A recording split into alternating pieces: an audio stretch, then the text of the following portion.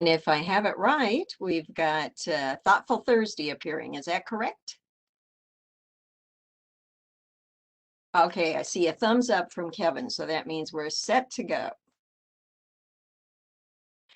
Well, I'd like to quickly introduce our Thoughtful Thursdays team. You know, sometimes you just think one of these webinars just happens, but it doesn't. It takes a lot of work for it behind the scenes, so to speak. My name is Marcia Getting, and I'm the Family Economics Specialist for Montana State University Extension. And my responsibility is to do estate planning programs for citizens of Montana and work with the county agents that are out there in our 56 counties that we have. Emily is one of our county agents, and she is stationed in Fergus County. She is for Fergus County and Petroleum, excuse me, but she's actually located in Lewistown. And Emily is one that I refer to as my tech buddy because when it comes to WebEx questions, she's the one that has the answers. We're delighted to have with us today Kevin Brown, and Kevin happens to be associated with our Montana State University Alumni Foundation. And he has a fancy title, you know, Associate Vice President of Development, and that's for estate, gift, and trust planning. So he's the expert on today's topic. We have behind the scenes person also is Carrie. And Carrie is the one that has done the website that you go to where you registered for this. And she comes up with some ideas for slides. And she really is helpful in all of those areas. So one of the things that Carrie did develop was also the place where you can go to look at the past recordings.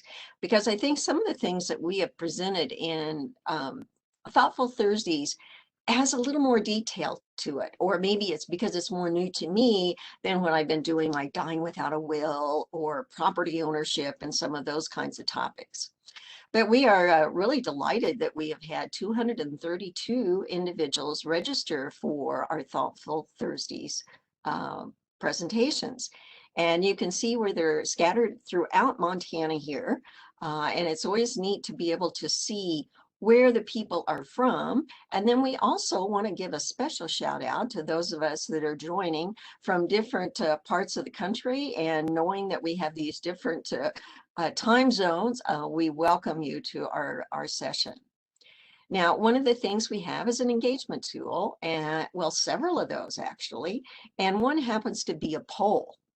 And we call them questions because we'd like to get a sense of what it is that you have done in this particular one as a result of our session on the Montana endowment tax credit. But in this case, we're looking at the annuity program that we had last week. What did you do as a result of this session about annuities? If you didn't attend the session, just don't check that one. If you read the mock guide about annuities, great. If you read the MSU alumni fact sheet that is also about annuities, that's good too. Or did you use the MSU annuity website to take a look at what a charitable gift annuity might do? So check that. And if you did anything that really isn't on there, you know, like you visited with some people or you did some other kinds of things, share that with us. We'd like to just get a sense as you watch these series, what is it that you do? Okay, give you a couple of seconds to do that, and then Emily will let us know what the answers are.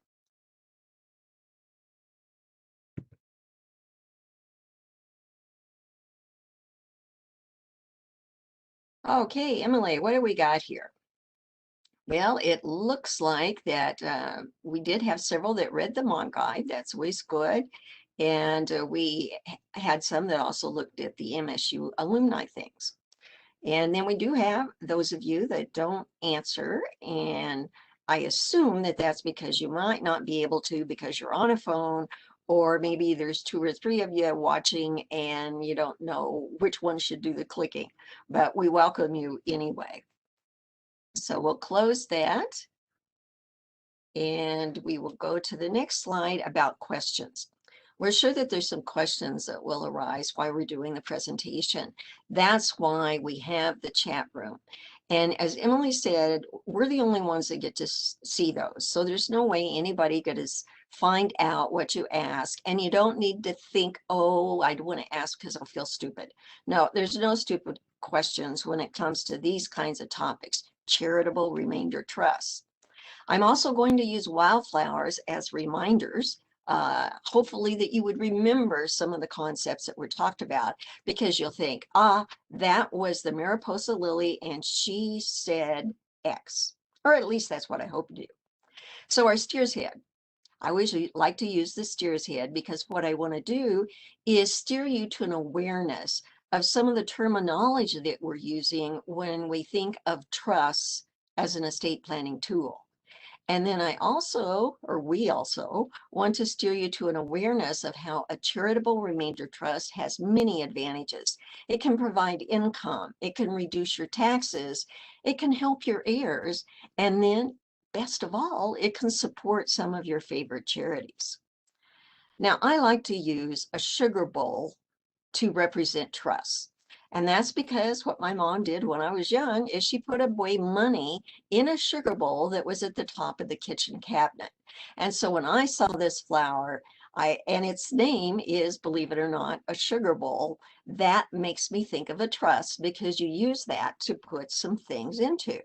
So rather than giving away all the secrets about trust, Emily, how about you tell us something about trust? Sure. So first, the definition of a trust, which is a legal entity that holds the title to property for the benefit of one or more persons or entities. So essentially, a trust is what holds the property or the assets that are going to benefit somebody else. So there's lots of different types of trusts out there. The one we're going to focus on for the program today is a charitable remainder trust. So we have another question for you. Out of curiosity, what are some of the advantages you've heard about of having a trust? And this is a multiple selection question, so you can select all that apply. What have you heard are some of the benefits of having a trust?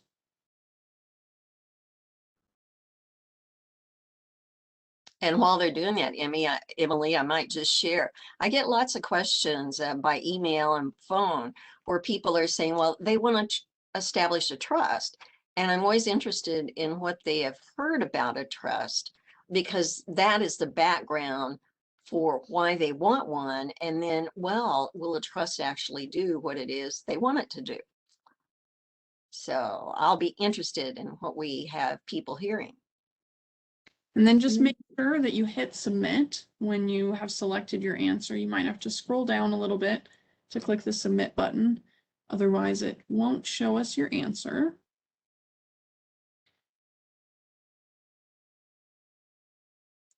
Okay, so we'll take a look at what we have. Hold on, it's just taking me a second to be able to click on that.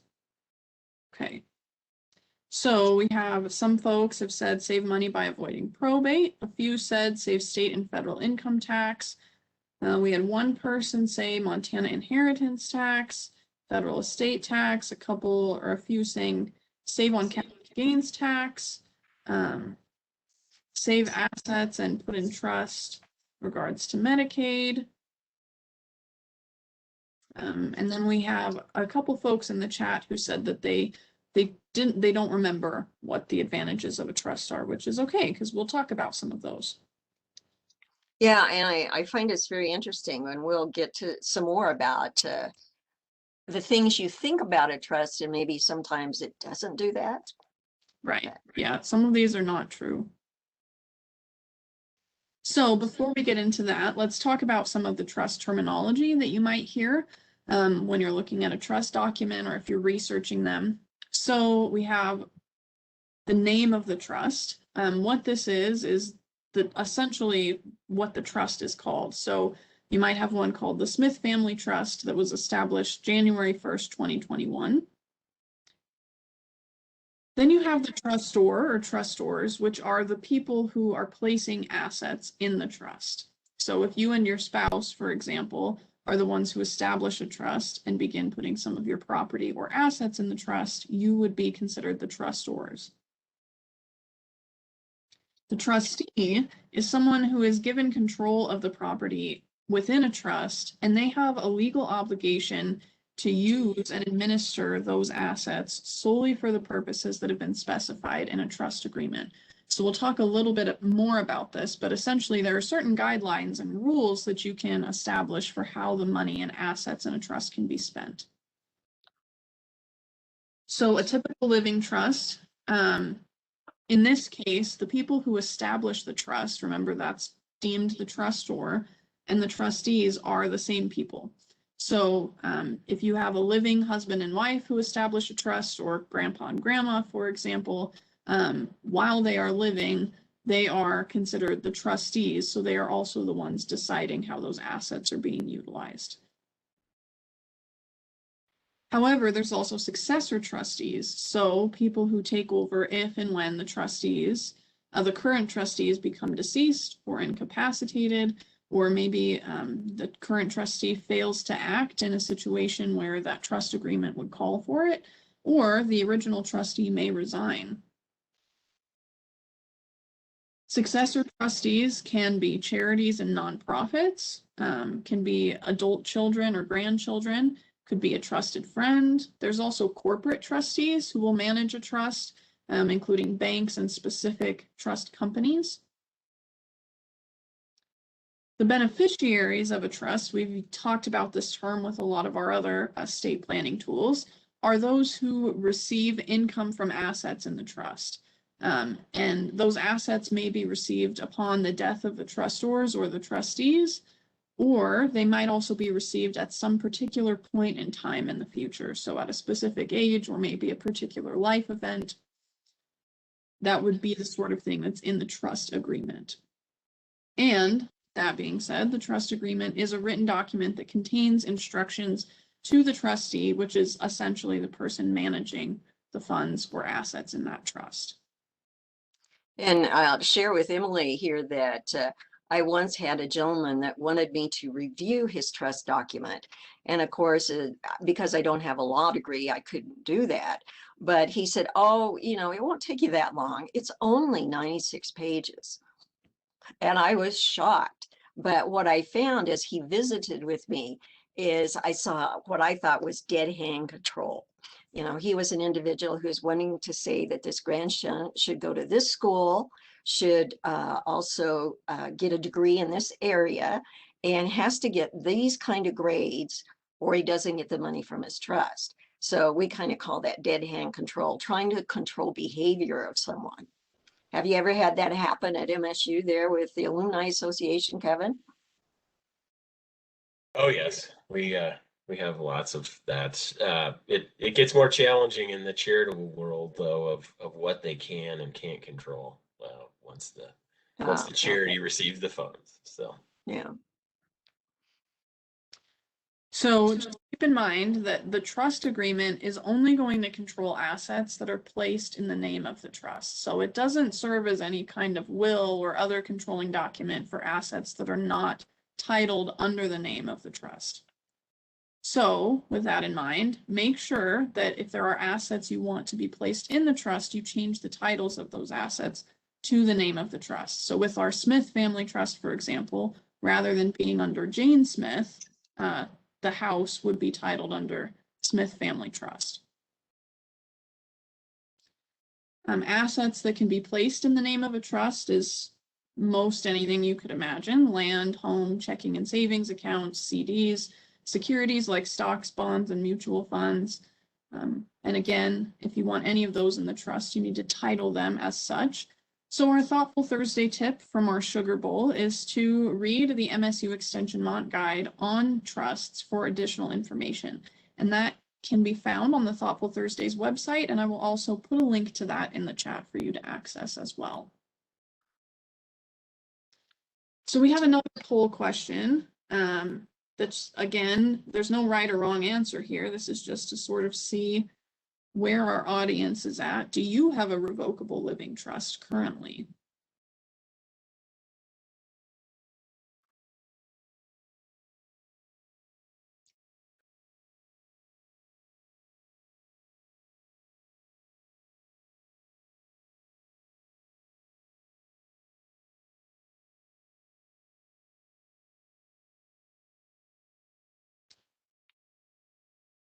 Okay.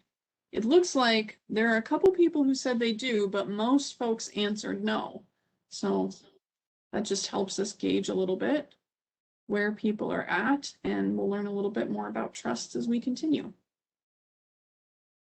So our next flowers we're talking about are common beargrass, common butterwort, and common blue-eyed grass. What that makes me think of is that I should ask Kevin to share some common features of a charitable remainder trust. Sure, thanks, Emily. So before I get into some of the common features, you may be asking yourself at this point, well, why would I ever want to consider a charitable remainder trust? So you may recall that we've talked a lot about avoiding probate. So one of the advantages of trusts is it can help you avoid probate. So same with the charitable remainder trust. But we have a number of folks recently who they may have a farm. We have with a couple that has a farm. They don't have anybody to run the farm, and they want the income still. So they're looking at a lease, continued lease, but they're kind of getting older and tired of dealing with the farm. And the charitable remainder trust is looking like a good option for them. Or those people in Montana that may have rental property, they want the rental income, but man, they're getting tired of dealing with those renters and the rental issues sometimes. Or the other one is maybe they have vacation property. They have a place on Flathead Lake. Kids aren't going there. Kids lived in different states. Nobody's using it. And again, they might want to avoid some capital gains on that property and receive some income and support their charity or charities. So that's some reasons that we're seeing recently of why people are considering charitable remainder trusts. But basically, so let's use the farm as an example. They would gift the farm into the charitable remainder trust, and they would receive an income tax deduction. So you follow the numbers, 1, 2, and may reduce capital gains, depends on how the farm is established, but then they'd receive income payments for themselves for their lives. And when the trust terminates, the remainder would go to charity or charities. Unlike the charitable gift annuity that we talked about last week, a charitable remainder trust can provide benefit to multiple charities. It can also provide benefit to other non-spousal income beneficiaries. We'll talk about that a little later. So there's two types of charitable remainder trusts, the annuity trust and a unit trust. So if you recall from our charitable gift annuity or annuity conversations, those are fixed payments. So if you think annuity, think fixed payments. Most of our charitable remainder trusts donors, they go with the unit trust option, and we'll kind of talk about that here in just a second. So first is the annuity trust. Again, it's fixed payments to the beneficiary. Example would be the person or persons establishing that trust. So for example, let's say they have that farm, or they've got a rental property. Let's say it's $250,000. Right now, it's creating that income stream to them. We're going to take their $250,000 initial trust investment, and we're going to do 5% is going to be the income payment. And that's the minimum that we can do on charitable remainder trusts. Typically, we do between 5 and 7, maybe 8%. Much more than that, it's not beneficial necessarily for the charities to serve as trustees. So in this example, they're going to get $12,500 as a fixed payment annually for life of the trust, regardless of that market fluctuation. So it's less risk. So they're looking at it of, we want a rental property, $250,000. We want to get 12.5 and know that that's kind of guaranteed. So that's the advantage of the annuity trust. Conversely, on the unit trust, that is a fixed percentage. So that 5%, let's say, will be fixed, but the payments are based on the value of the trust on January 1st every year. So let's take a look at how that would work. So same $250,000 investment. Let's say they establish that trust on January 1st of 2021, and it's 5%. So their 2021 payment would be $12,500 for that year. And let's say we come into January 1st of 2022. Oh man, the market went down, now 200,000. So we're going to calculate 5% of 200,000. We're going to pay 10,000 to those beneficiaries for 2022. And then yay, 2023 comes around, market's gone back up. Now it's at 300,000 and we're going to pay them 15,000. So there's risk and reward. And I think for those folks that are comfortable with investments long term, the stock market, etc., that's why most people choose the unit trust option for their charitable remainder trusts. So some guidance when you're looking at a charitable remainder trust is to check with the nonprofit or charity. First of all, do they serve as trustee? Do they have, who will your additional beneficiaries be? Will it be you and a spouse and potential children after that? What assets are you funding the charitable remainder trust with? And then also there's some minimums. And again, I know this, Marcia and I talked about this earlier. It's like, holy cow, 100,000 is usually the minimum. Why? Well, you know, I don't have 100,000, but if you start, again, like my examples are, people do have other assets, and you start looking at the advantages of being charitable, but also providing some income, getting a deduction, etc. So because they do get complicated in the trust document, they're very legalese. The minimum usually is $100,000 to make it beneficial for both the donor and the charities and the trustees to establish that trust. So speaking of income and deductions, I've got an idea for you. So do you want or need income? These are some things you can consider about a charitable remainder trust for life or a term of years. Do you want or need an income tax deduction, both state and federal, the year the trust is established? The E is for escape federal estate tax, which right now with our 11.7 million, only 1% of Montanans. So that's not real advantage right now, but I will say when, not if, when the estate tax goes down, because we know Congress changes their mind a lot. You'll notice I added at this point in time, because we're already hearing about proposals for changes in the federal estate tax. And more than likely it will change sometime in the next 3, 4, or 5 years, or maybe sooner. So there you can escape some federal estate tax if you do have an estate tax issue. And then you can also avoid or spread out some capital gains tax, and we'll talk about that.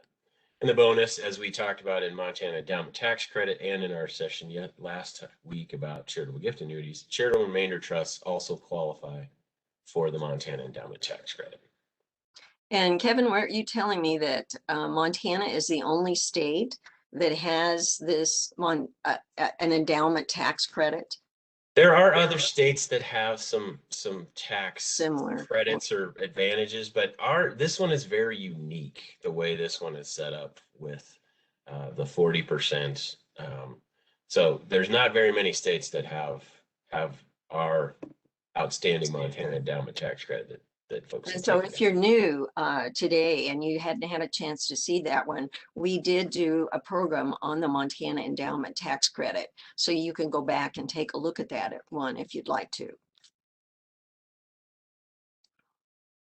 So a thoughtful Thursday tip from our common blue-eyed grass is charitable remainder trusts can support additional beneficiaries. So again, difference between charitable gift annuity, where it's 1 or 2 maybe income beneficiaries on spouses. You can include children and other beneficiaries, and also you can support multiple charities. Again, difference from a charitable gift annuity, that is a contract with 1 charity, whereas a charitable remainder trust that you may have 2, 3, 4 other charities that you want to support, and you can certainly do that through a charitable remainder trust. So Marcia, can you give us an example of a CRAT and a CRUT? And I know these sound like bad words, but they're not. So. Yeah, we were having a practice session and I called one of them crap. So here we go. Let's use our chocolate lily. That's a flower that I like because it starts with C, and I wanted to talk about Charitable Remainder Annuity Trust. So that's what we see as a CRAT, C-R-A-T. And we're going to take an example here of Albert in Alberta. And for no other reason, I'm calling him the Chocolate Lily because it started with a C. And what they've got is an interest in recognizing the Yellowstone Boys and Girls Ranch. And so they've got $100,000 in cash, and they're wanting to see what they can do and what benefit it might be to them to take advantage of a CRAT. Well, they get $40,950 as a federal tax deduction. And again, they're going to receive $16,380 as a Montana endowment tax credit for the state. So in addition, what they're having is they're going to receive $5,000 a year. That's at that 5% rate, and it's for both of their lives, both Alberta and Albert. So it's sounding like a really good deal to them. And then they're even more excited when the printout that Kevin ran for them is that they have remaining funds if they die, say at 95, and that would support the program to the Chocolate family because they want to recognize the Yellowstone Boys and Girls Ranch. So that's a CRAT. Then I'm going to use the fairy slipper to represent the CRUT. If I'm not careful, I'm going to say that word again, C-R-U-T. And we're looking at one of these for Mark and Marie. And let's say they're in their 70s. They're younger than Albert and them. And they're in a situation where they've got some really great stock, and it's appreciated. So the basis of that stock is $25,000. And many of our listeners today or watchers may know what basis means, but some folks don't. So one of the things that I'm doing is writing a Mont guide on basis so that people would understand that there's a difference in basis when they gift and when they have, let's say, pass away and leave it. And Emily has already reviewed that and made some excellent suggestions, and I've been making some changes. So if we have anybody out there that would love to review that Mont guide, double-spaced, it's a draft, please put your name in the chat room, and I'll be in contact with you. Oh, that was a paid political advertisement, I guess, there, Kevin and Emily. Back to our Mark and Marie. What we've got is they're also excited because, my gosh, they get $40,800 as a federal deduction. And then they've got $16,320 again for the Montana endowment tax credit. Now, Kevin, explain more about this, reducing the capital gains tax. Sure. So again, I'm glad you're working on that Mont guide on basis. So again, basis is what you paid, what Mark and Marie paid for their stock, however many years ago. And if they were to sell that stock today, they'd have $75,000 that would be subject to capital gains tax. Whereas by placing that asset into the Charitable Remainder Trust, it is only the income payments that are now taxed. And so for those of you that remember or are familiar with our 4-tier accounting, they will be taxed based on that income payment, and portions of it may be ordinary income, it may be tax-free, or it may be capital gains. So it spreads out, which is what's reducing that capital gains. That's what we mean by that. Okay. Well, and of course, you're going to enter your name in the room, right? So that you will review this for me. Shake your head, yes. Okay. Yes. Okay, now what else do we have going for Mark and Marie? Is they're going to receive $5,000 the first year, and then those runs that Kevin has done for them, he's explaining then that they get $197 projected income from this. And then now this is the part that I just go, now how could that be? They had 100,000. And then they do all this and they've got income from it. And then there's still going to be $242,000 that's going to support the local community foundation. So Kevin, how can I go from 100,000, get so much money coming in, and still have 242 that would go because of Mark and Marie to their local foundation? Those are How's great that work? questions. It looks too good to be true almost, Yeah, but this yeah. is the power of investing and the power of the stock market. So they were 70, so they've got 25 years projections. Again, these are on our gift illustrations that we run based on life expectancy. And so if they live for 25 years, we're saying, okay, at the company we work with and invest our trust funds with, they give us kind of their returns and their estimated appreciation and yields. And those are the numbers we use. So that we're saying, okay, they're going to receive for $100,000 over their lifetime, they're going to receive almost twice that. So $197,000 worth of income payments. And the trust is going to grow, we hope, over time. And so there's going to be $242,000 remaining that's going to go to support their local community foundation. So that's again an advantage of putting that asset into the trust and investing those assets or those proceeds. Well, and for Now, local again, community foundations, we've got a lot of choices for those because it's almost regardless of the community that you live in Montana. If you want to support something locally, you can do that. And wouldn't that make, I think that'd be a feel-good feeling. Okay, so this Thoughtful Thursday tip from the Chocolate Lily and the Fairy Slippers is you can discuss further about a CRAT or a CRUT, and you can fund your charitable remainder trust with some stock or perhaps some cash. And there are some tax advantage, definitely. You get some tax deductions at the state and federal level. You're eligible for the Montana endowment tax credit, which is a good deal. And you kind of even out this market risk, the fluctuation with the market going up and down with this fixed payment that you know you're going to receive regardless of what happens there. Oh, this is my another favorite flower taken after a rain, and it's Richardson geranium. And that makes me think of somebody. Oh, yes, it's revisiting Granny Richardson. So, Kevin, how about Granny Richardson? How could she use the Give It Twice trust? right. So yes, so the give it try and good old granny. So now she's revisited her estate planning goals, and not only does she want income for herself, she would like to have income for her children after she passes away. So, and she also wants to support multiple charities, Montana State University and the Humane Society of Western Montana. So she contacts me. She's got our asset. She's got the home in Bozeman, and she wants to move to Scottsdale. So, I thought she's moving to Tucson. She keeps changing her oh, mind. she does. Once it's Tucson, then it's somewhere in Arizona. So Ah, so she contacts me and says, "How can I accomplish my estate planning goals?" And we talk about a charitable remainder trust, otherwise known as a give it twice trust in this case.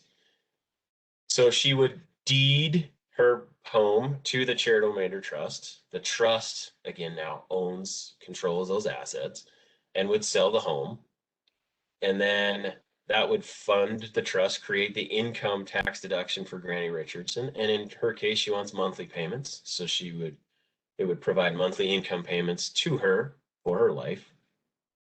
And then the first gift, she wants to provide monthly payments to her children. So we would do a 20-year payment to her children after she passes away.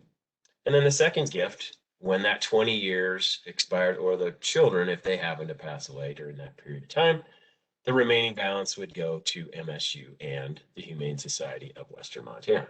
So that's why we call a give it twice trust. So funding a charitable remainder trust with real estate, again, you want to check with the nonprofit. Will they accept real estate? Will they serve as trustee? How will they handle the property? And then the structure of the payments before and after the trust sells the property. There's, again, some timing issues with real estate into charitable remainder trusts. So responsibilities, what does MSU Alumni Foundation do? We would serve as trustee. We would prepare the trust document for Granny. We'd assist with the sale of the home or the rental property, depending on what it is, invest those proceeds, and then make the payments to Granny and her children after she passes away. We'd also provide an annual tax information to Granny and her children. And then we would confer with Granny's legal and financial advisors to make sure this fits with all of Granny's estate planning goals. We would also develop a gift agreement outlining Granny's wish when the trust terminates, and we mentioned she wanted to support MSU and the Humane Society.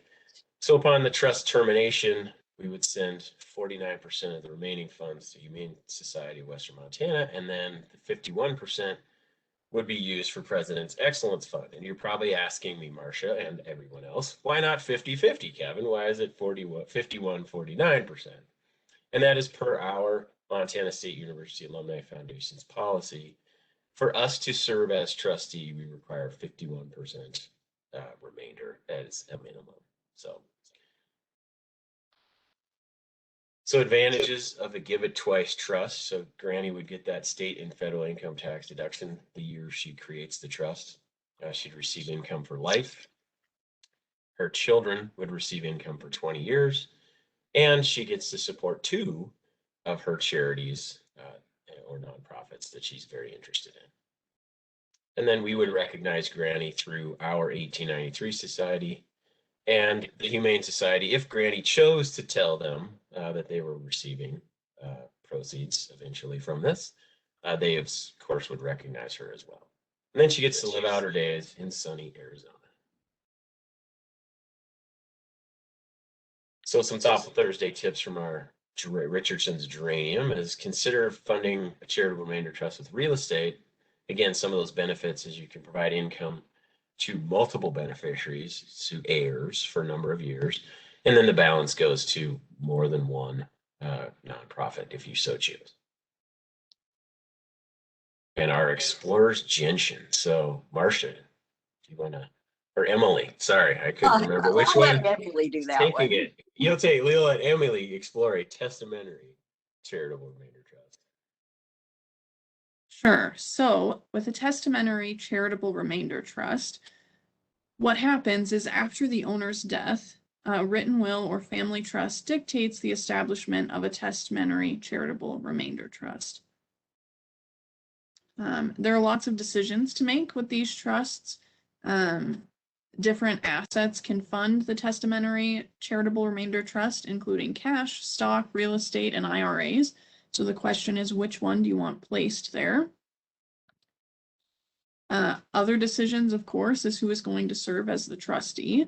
It could be the charity, it could be adult heirs, some corporate trustee, like we talked about earlier, somebody else, perhaps. The important thing to remember is that with the charitable remainder trust and with any trust, it's a good idea to inform the future trustee so that they're prepared to serve that role when the time comes. Other decisions are who are going to be the income beneficiaries. Need to make sure that when you list these out, you have the legal name, date of birth, social security number of each, so that they can be very clearly identified.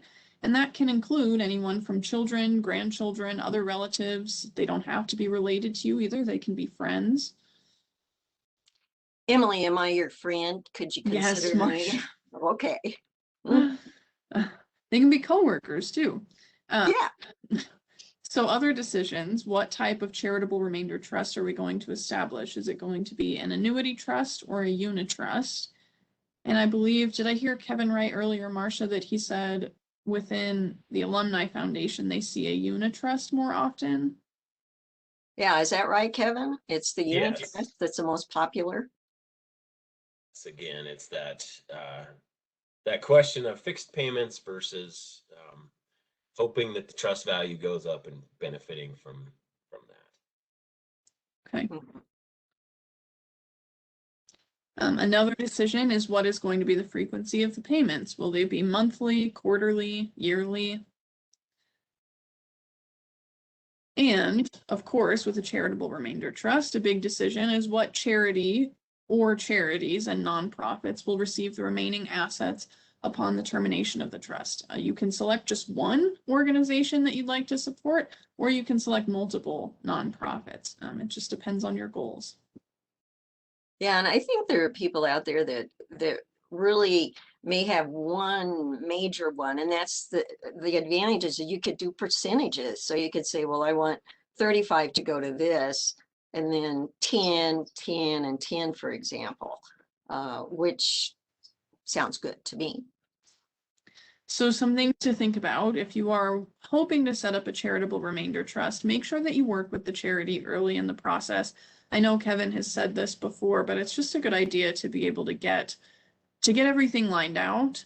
They also want to be able to work with you to make sure that they're fulfilling your wishes and that you have something set up that is amicable to both of you. You can discuss the contents of the gift agreement, determine which assets are going to fund the trust. All of this are things that should be taken care of ahead of time. It's more of, again, trying to be helpful and a resource, not hound you and say, hey, make that gift now. Again, it's the earlier we have those conversations, the better it is for all parties involved. Right. So when we think about our Explorer's Gentian, our Thoughtful Thursday tip is to make sure to explore if a testamentary charitable remainder trust is an estate planning tool that you would like to use in your situation. They're not right for everybody, but they are certainly an option, and it's a good way to be able to support a charity or nonprofit that you're passionate about. Yeah, and I just don't see too many folks sitting over coffee saying, well, let's talk about charitable remainder trusts, Right. because it's not something that is like a will that all of us kind of need and would do, but it requires just a little bit more thinking and visiting with people like yourself, Kevin, that deals in this every day, whereas the rest of us don't do that. Right. So Marcia, what else do we need to know about testamentary charitable remainder trusts? Okay, well, I'm going to use a foxglove to explain what I am concerned about. And we have this new law, the Secure Act, that doesn't allow us to stretch out our individual retirement accounts like we could before. So we could use a testamentary charitable remainder trust. So I'm encouraging you to be foxy, like my little foxes here, and the flower.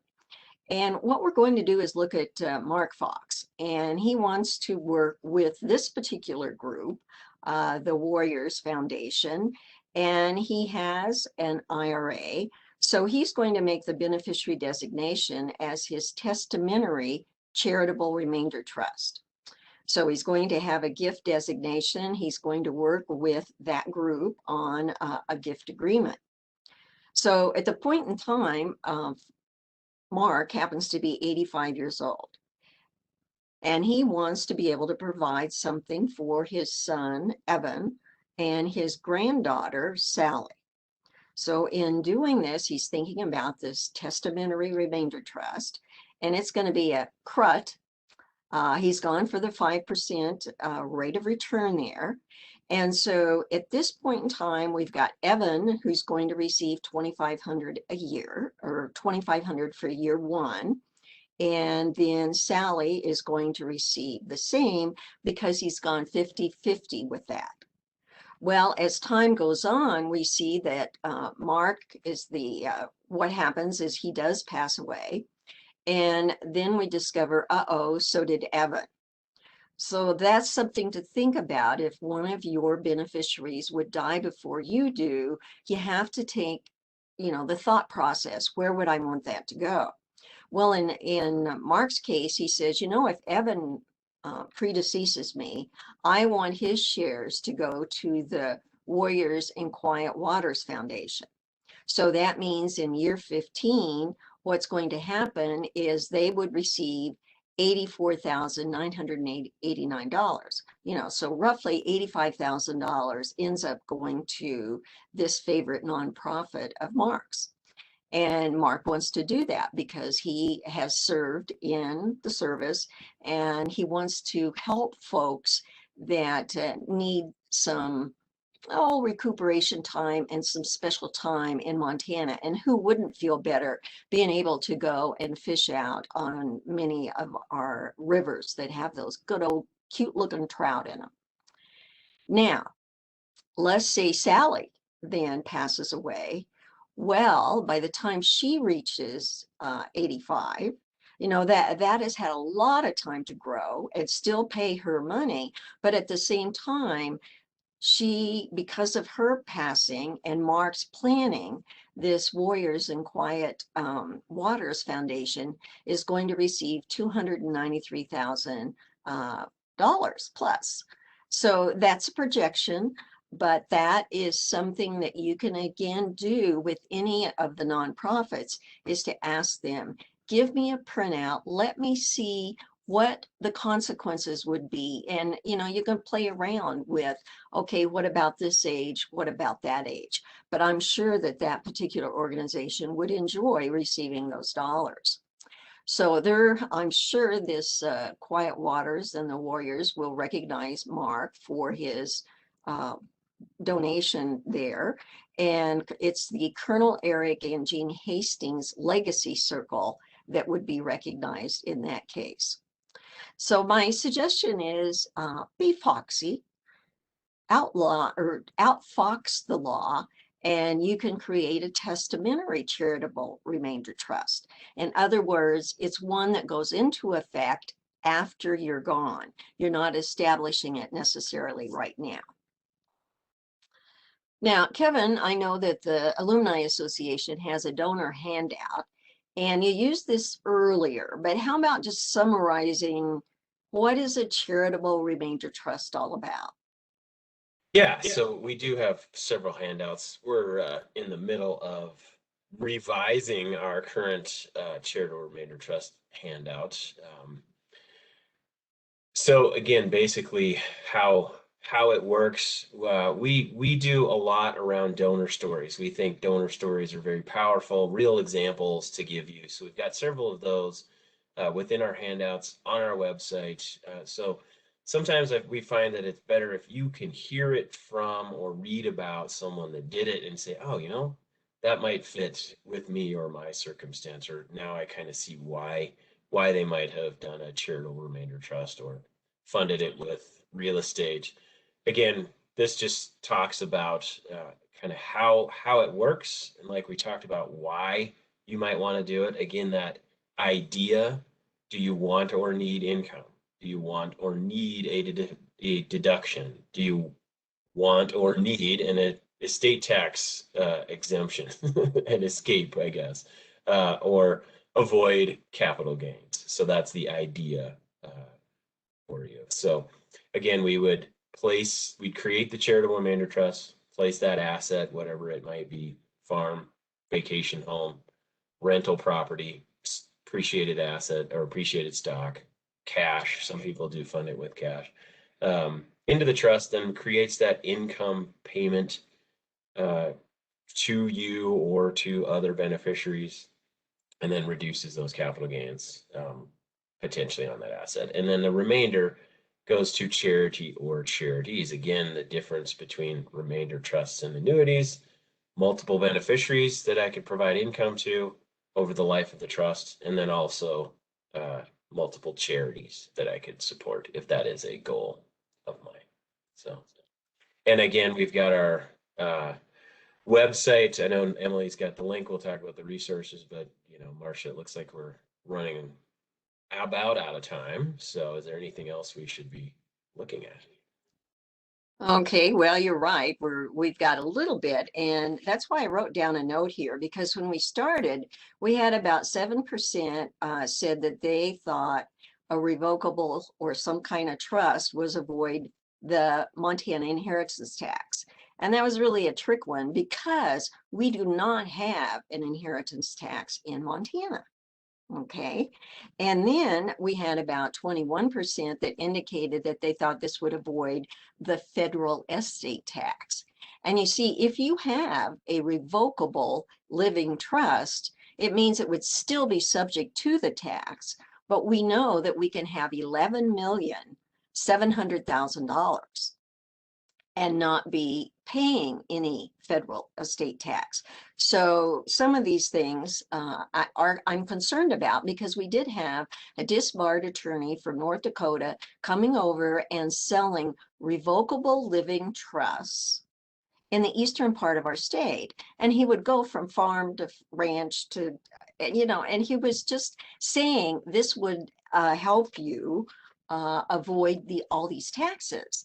And one lady even taped the guy and then sent it to me because she had been to one of my meetings. And of course, I had a fit. I said, this guy is not mistaken. He's actually lying about what it will do. And the other one that we had, I forget how many, said, well, I could put my assets in a revocable living trust and avoid or qualify for Medicaid. No, that's not going to work, because if it's revocable, it means you can change your mind. And therefore, it is still subject to, it's an asset, and it's an asset that might produce income. So no, it doesn't immediately qualify you for Medicaid. So that's my soapbox on that particular topic. Now we Well, wanted that's to. good. That's good reminders too, to that one slide that Emily had of there's lots of different types of trusts. So, and they're very different. They're very similar in some ways, but again, there's some advantages and disadvantages to those different trusts. So as you're looking at your estate planning, you might want to consider that or talk to your advisors as well. So, And it's not true that everyone needs a trust. right. In my educated opinion, let's put it that way. Correct. Well, we just want to remind you that because this is our last session of Thoughtful Thursdays, that if you want to go to any of those topics, you can still do that. We have the past recordings and resources at that website. And then I still have 2 sessions left of our Wisdom Wednesdays. And these are going once a month. And so we're going to have one in July and also one in June.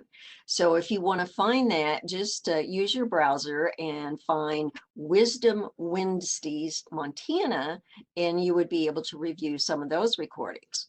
And then Tuesday tips are something that Emily and I did earlier this year.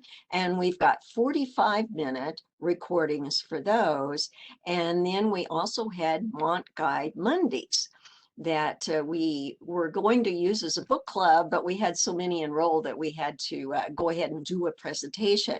So you can go Mont Guide Mondays and also find some additional resources for estate planning. So I'm hoping that we did steer you toward awareness of some of the terminology, that you can get familiar with, so that when you visit with an attorney or a trust advisor, you're a little bit more informed. And we hope that we steered you to an awareness of the benefits of this charitable remainder trust. It can provide income. It can reduce your taxes, help more of your heirs in a different way, and then at the end, support your favorite charity. You don't have a memory like the elephant's head that I like to look at. Well, we've got 47 different Mont Guides. And when I get that one on basis done, we'll have 48. So again, don't forget if you'd like to be a reviewer. We also, how about the Alumni Association? What kind of handouts do you have there, Kevin? Yeah, at the Alumni Foundation, we've got at our website, we've got several different resources. We've got some gift calculators that you can go in and play around with some of the numbers for yourselves, how that might work or look for you. Some smart ways to give, just some good helpful tips and resources as you look at your entire estate planning options and how you might want to include charity in those plans. Okay, and don't forget, we do have these Mont Guides available at our county extension offices. So you folks there from Fergus County, you can dash down and get one of those from Emily. So we really have appreciated your participation in our webinars, and we'll see if, excuse me, there would be the interest in these for the fall or maybe next winter. But I think now we've got time. Emily, what kind of questions do we have? Yes, so it looks like we have Someone asked, what is the difference between a charitable remainder trust and a charitable gift annuity? Which one is better? That's what they asked. Good. Well, as a reminder, hopefully we've talked about this a little bit, but the difference between charitable gift annuity is, again, fixed payments, and can support one person, one individual, or a spouse for their lives, right? Provide those payments. And then it supports one charity, versus a charitable remainder trust, which could be an annuity charitable remainder annuity trust, the CRAT, still have fixed payments, but it could provide income to more than one non-spousal beneficiary, and it can support more than one charity. So those are some of the differences. The annuity is also, it's a simpler contract, and I use the quote marks with my fingers because it's a 2-page or 3-page contract. Whereas the charitable remainder trust is because of the IRS and the designation of it, it's a little more lengthy. And when we get into more legalese, charitable gift annuities typically see smaller dollar amounts, less than that $100,000 mark. And also shared remainder trusts are typically for some of those larger assets, are more advantageous on some of the real estate or larger assets. As far as which one is better, that really is a question for you as you look at your planning and your options on charities you want to support, income you want to provide, who are your income beneficiaries, those types of things.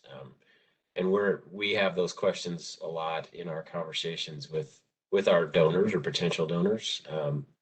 And we start out with lots of questions of kind of what are your goals, and then we kind of line out where might be the best fit. Is it an annuity?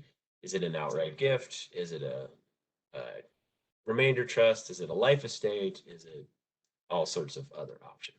So hopefully that answers the question.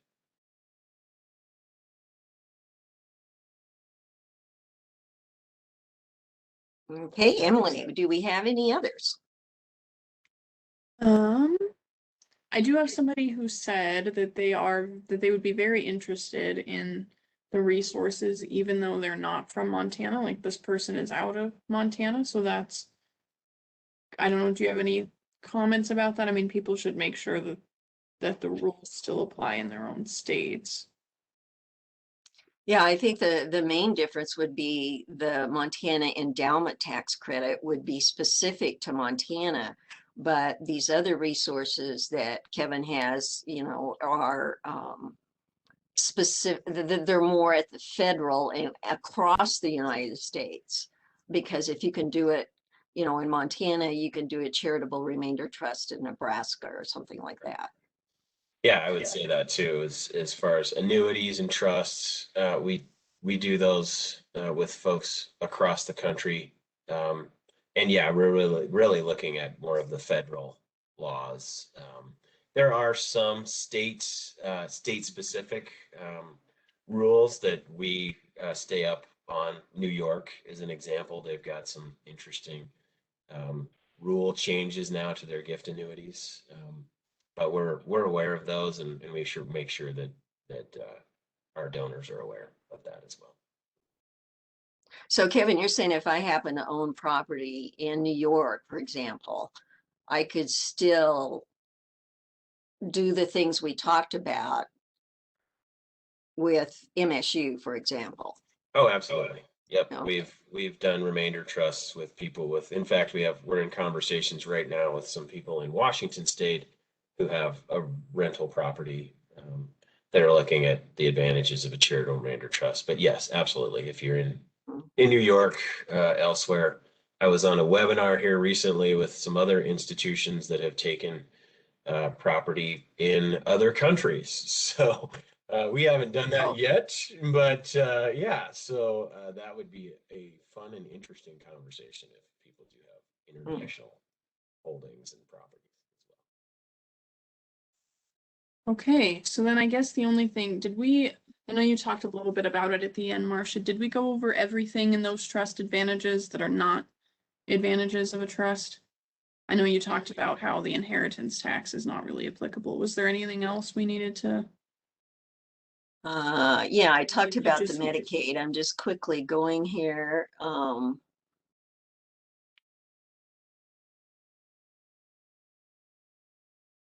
Yeah, so if we did, I think save money by avoiding probate, yes. You Yeah, can. yeah. It's- And saving on the income, that's true. And the Montana inheritance tax, that's the one that's false. The federal estate tax, hey, unless you've got more than 11,700,000, we're not going to worry about that. And I don't think any of your speakers today have to worry about that unless Emily's having some secrets there. And No. capital gains tax, we see that could minimize that through these different payments. And again, don't trust the people that say you can have a revocable trust and immediately qualify for Medicaid.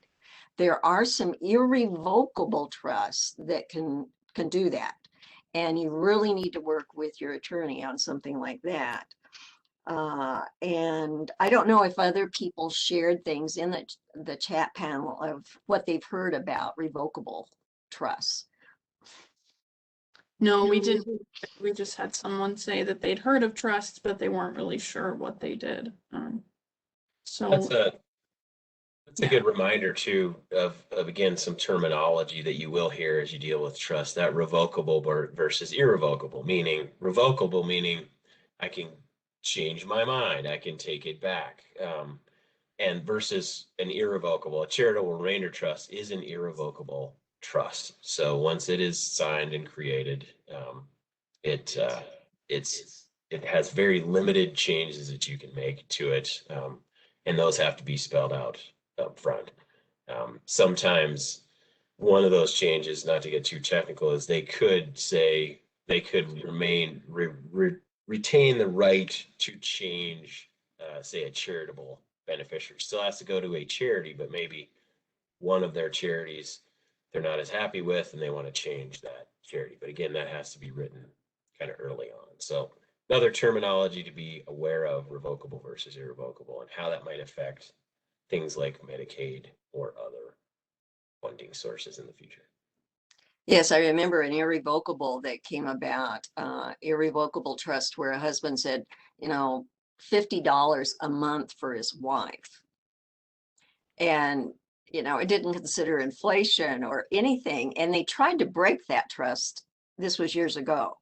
And since then, Montana has passed the Uniform Trust Act, and there's several aspects of that that allow for a trust to even be, they use terms like decanning a trust, or where I just go, oh my gosh, where's English? So do you know what a decanted trust is, Kevin?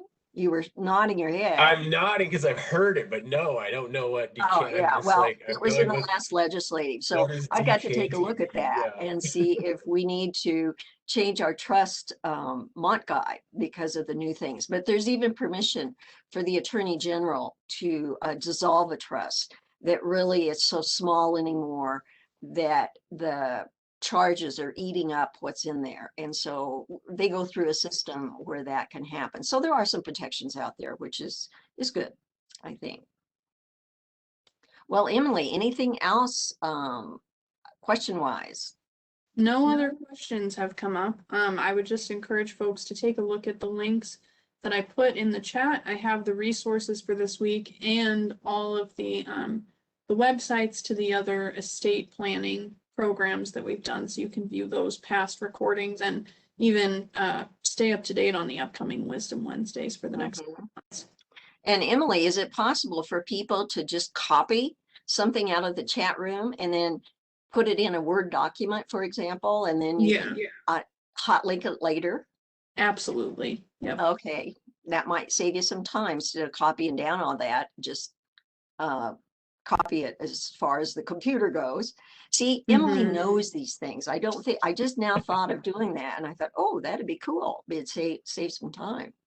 Well, Kevin, any last words of wisdom here? Because this is our last chance with these folks. No, I really appreciate everyone participating and signing up and registering for our Thoughtful Thursdays, and encourage everyone to view those recordings. If you have any questions, I know I've said this in our other sessions as well, don't hesitate to reach out to myself or one of my colleagues at the MSU Alumni Foundation. Happy to help you, even if it is questions and you ultimately want to support other charities. I just had this happen the other day. I had some good conversations about a charitable remainder trust in which this individual decided ultimately they were going to go with another charity, but happy to help. It's all about how do we help our fellow Montanans and others who across the country in their estate planning and helping their goals for helping charity. So. Okay, well, thanks, Kevin. And I guess my last words of wisdom would be we've really enjoyed the opportunity to do this because we learn at the same time.